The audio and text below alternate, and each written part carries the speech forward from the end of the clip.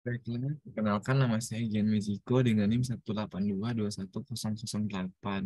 Di sini saya akan menjelaskan eh, proses dalam perancangan alat yang ingin saya implementasikan. Alat yang ingin saya implementasikan adalah feeder automatic. Feeder automatic ini adalah sebuah alat yang em, berfungsi untuk memberikan makan ayam secara otomatis dengan menggunakan sensor ultrasonik dan sensor inframerah untuk menghitung ketersediaannya dengan mengetahui besaran jarak antara eh, ukuran default dan jarak yang misalkan makan ayamnya sudah habis. Maka dari situ akan dikirimkan sebuah notifikasi kepada pihak peternak untuk dapat melakukan penekanan tombol untuk mengisi makan ayam itu kembali. Nah, di sini yang pertama saya akan menjelaskan latar belakang mengapa saya ingin mengangkat dan membuat alat ini. Nah, latar belakangnya itu adalah Indonesia adalah salah satu negara dengan industri peternakan yang besar dan berkembang pesat, terutama dalam produksi ayam. Nah, eh, s- salah satu masalah yang dihadapi peternak ayam adalah kesulitan dalam memberikan makanan minum yang cukup dan tepat pada waktu pada hewan-hewan ternak mereka. Nah, untuk identifikasinya yang pertama itu untuk identifikasi masalahnya yang pertama dibutuhkan sistem untuk dapat memantau ketersediaan makanan minum hewan ternak. Yang kedua itu sistem dapat membantu memberikan makanan minum ayam secara berkala dan otomatis sehingga mengefisiensikan kerja peternak yang pada bidang lain. Nah, tujuan dan manfaatnya yang pertama ada tujuan. Tujuan yang pertama itu merancang sebuah sistem pendeteksi ketersediaan makanan dan minuman ternak agar dapat mengontrol pemberian makan dan minum pada hewan ternak. Yang kedua, merancang sebuah sistem yang dapat dikendalikan dengan internet tanpa terhalang oleh jarak. Nah, untuk manfaatnya itu ada tiga. Yang pertama, melakukan monitoring terhadap ketersediaan makanan. Yang kedua, itu meningkatkan efektivitas dan efisiensi. Yang ketiga, ada meningkatkan kesehatan pertumbuhan dengan mengetahui waktu pengisian. Selanjutnya itu ada metodologi pengembangan karya inovasi. Nah, sebelumnya saya sudah merancang tiga solusi dan saya mempertimbangkan untuk mengimplementasikan solusi dua, yaitu solusi dua akan menggunakan sensor inframerah dan juga sensor ultrasonik. Nah, serta tambahan water level sensor. Namun di sini water level sensor ketika saya sudah mengimplementasikannya, saya rasa saya tidak membutuhkannya. Sehingga pada nanti dokumen kelanjutannya saya tidak akan memasukkan water level sensor. Dengan kedua sensor, sistem akan melakukan scanning dan atau sensoring terhadap ketersediaan makanan yang ada. Nah, eh, dari aspek apa saja saya memilih solusi ini? Yang pertama itu harga dan biaya, yang kedua ada kompleksitas pembuatan, yang ketiga kesesuaian dengan tujuan, yang keempat ketersediaan alat dan bahan, yang kelima kemudahan penggunaan, yang keenam ada akurasi. Nah, untuk parameternya itu dapat tertera pada dokumen ini dengan matriks pemetaan solusi seperti ini. Nah, untuk kebutuhan sistem dan spesifikasi desain. Nah, untuk pertama itu ada kebutuhan sistem. Dari permasalahan yang telah dibahas, masalah dapat diselesaikan apabila sistem yang dibuat dapat mengukur ketersediaan makanan dan minum di kandang ayam. Itu kebutuhan sistem. Yang kedua itu ada spesifikasi desain, yaitu sistem dirancang untuk dapat mendeteksi ketersediaan makan dan minuman di kandang ayam melalui pendeteksian ketinggian air yang diukur oleh sensor ultrasonik dan inframerah, begitu juga dengan makanan. Sistem dapat mengisi ulang makanan yang ada di kandang secara otomatis. Nah, untuk alat tabel spesifikasi desainnya seperti ini. Yang pertama itu ada ketinggian dengan ketinggian misalkan 10 cm sampai 15 cm, dimensi alat dengan spesifikasi seperti berikut.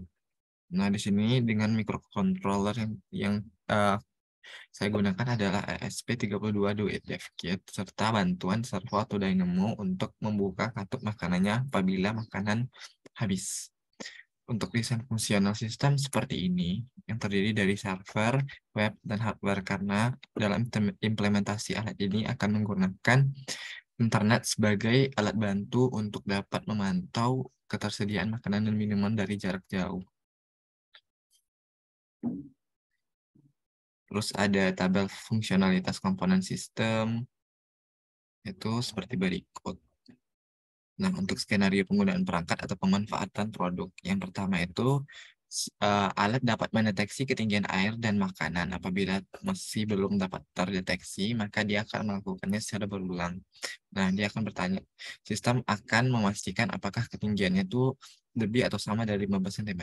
Kalau jika ketinggian dari yang diukur oleh sensor inframerah dan ultrasonik lebih atau pas di 15 cm, maka akan menampilkan hasil pengukuran ketinggian. Nah, selanjutnya itu menampilkan opsi pilihan tombol isi makanan dan minuman. Nah, jika dia mengisi, maka servo akan terbuka dan makanan akan terisi.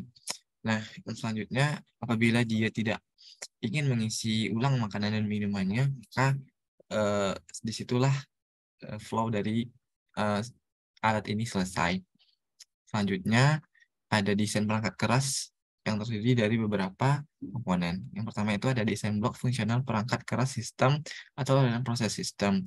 Perangkat ini beroperasi pada proses pemberian makan dan minum ayam dilakukan secara otomatis melalui sensor yang dipasangkan pada alat. Perangkat ini akan menyensor ketersediaan makanan dan minuman berdasarkan ketinggian makanan minum. Nah, untuk desain blok fungsional perangkat kerasnya seperti ini. Yang terdiri dari server, internet, microcontroller, servo, sensor merah, dan sensor ultrasonik. Di sini cara kerjanya adalah sensor inframerah dan sensor ultrasonik itu pertama akan menyensor ketinggian dari ukuran ketersediaan makan dan minum dari ayam. Nah, selanjutnya apabila sudah tersensor, maka jika makanan sudah habis dan pemberi makan ingin memberikan makanan dengan melalui kontrol di internet dan server pada websitenya dan menekan tombol isi ulang, maka server akan terbuka. Nah, selanjutnya untuk pemilihan teknologi. Untuk perangkat kerasnya itu terdiri dari ESP32, servo, dan sensor berikut, yaitu sensor ultrasonik. Yang kedua ada sensor inframerah.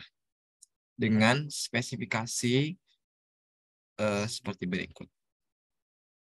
Yaitu ada atribut, values, untuk operating voltage-nya itu ada 3,3 volt sampai 5,5 volt dengan arus 15 miliampere gitu.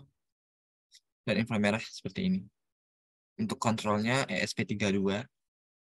Untuk model komunikasi karena di sini ada menerapkan internet dan web untuk kontrolnya, maka di sini menggunakan protokol networking yang digunakan adalah protokol WebSocket dan ada TCP juga. Terus untuk desain mockup prototype, karena di sini desain mockup prototype untuk alat ini adalah seperti ini, yaitu misalkan yang dinding ini merupakan adalah kandang ayam, di sini adalah tempat makanannya dan ini adalah alatnya. Nah, untuk alatnya akan bekerja secara berkala. Nah, ketika alat ini hidup, maka dia akan langsung menyensor ketersediaan makan dan minum dari ayam itu sesuai dengan skema yang sudah ada sebelumnya. Nah, untuk desain perangkat kerasnya seperti ini. Terdiri dari server, yaitu dalamnya ada website, runtime environment, dan ada juga database, terus ada internet, microcontroller, dan user.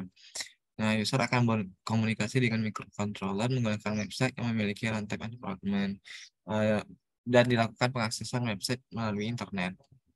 Untuk pemilihan teknologi itu ada 4, yaitu MongoDB, Express.js, React.js, dan Node.js dengan keunggulan yang sudah dipertimbangkan. Untuk web server atau database server atau klien juga menggunakan Amazon Elastic Computer Cloud sebagai layanan web servernya. Untuk desain user interface seperti ini, apabila digunakan pada perangkat mobile. Dan pada saat ini baru tersedia pada perangkat mobile. Nah, seperti ini.